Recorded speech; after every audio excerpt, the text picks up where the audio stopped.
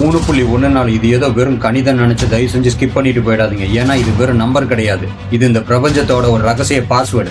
உலகத்தோட மிகப்பெரிய மேதைகளோட பிறப்பு இறப்பு, நம்ம ஊர் காவிரி நதியோட வளைவு, அவளையாங்க எகிப்து பிரமிடு கூட இந்த ஒரு 3.14ங்கிற புள்ளியில தான் வந்து இணையுது. இதுல ஒளிஞ்சிட்டு இருக்கிற அந்த மர்மமான அறிவியல் எவிடன்ஸ் இப்பதான் நீங்க தெரிஞ்சுக்க போறீங்க. இந்த சங்கிலி தொடர் கவனிச்சுங்களா? 1642 கலீலியோ இறந்தாரு. அதே ஜனவரி 8 தான் சரியா 300 வருஷம் கழிச்சு 1942 ஸ்டீஃபன் ஹாக்கின்ஸ் பிறந்தார். ஆனா ஆச்சரியம் என்னன்னா, அதே ஹாக்கின்ஸ் 2018 மறைஞ்சாரு.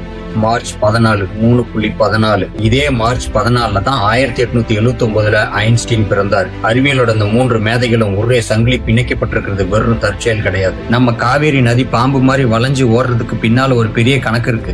1996 கேம்பிரிட்ஜ் பல்கலைக்கழக புவியியலாளர் ஹென்ரிக் ஸ்டோலன் அப்படிங்கிற ஒரு ஆய்வை வெளியிட்டாரு.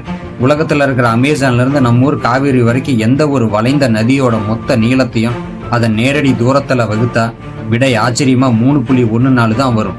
இயற்கை எங்கும் இந்த விகிதத்தை ஒரு பேலன்ஸா வச்சிருக்கு. பிரமிடு வெறும் கல்லறைன்னு நினைச்சீங்கன்னா அது தப்பு. 1859 ஜான் டெய்லர் என்கிற ஆய்வாளர் ஒரு உண்மையை சொன்னார். கிசா பிரமிடு அடிப்பக்கா சுற்றளவை உயரத்தால வகுத்தா வர விடை 3.14.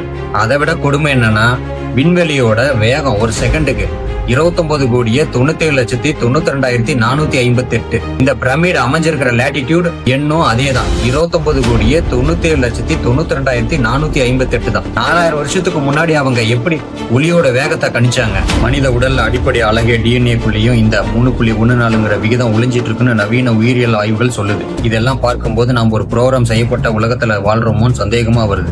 இத பத்தி சிமுலேஷன் தியரி மூலமா நிக் போஸ்ட்ரம் போன்ற தத்துவவாதிகள் 2003 எச்சரிச்சிருக்காங்க. இந்த பிரபஞ்சத்துக்கு எப்படி முடிவே இல்லையோ இந்த எண்ணுக்கும் முடிவே இல்லை. இது இயற்கையோட திட்டமிட்ட கணக்கா இல்ல கடவுளோட ரகசியமா? உங்க கருத்தை கமெண்ட்ல சொல்லுங்க. வீடியோ பிடிச்சிருந்தா லைக் அண்ட் சப்ஸ்கிரைப் பண்ணுங்க. நன்றி.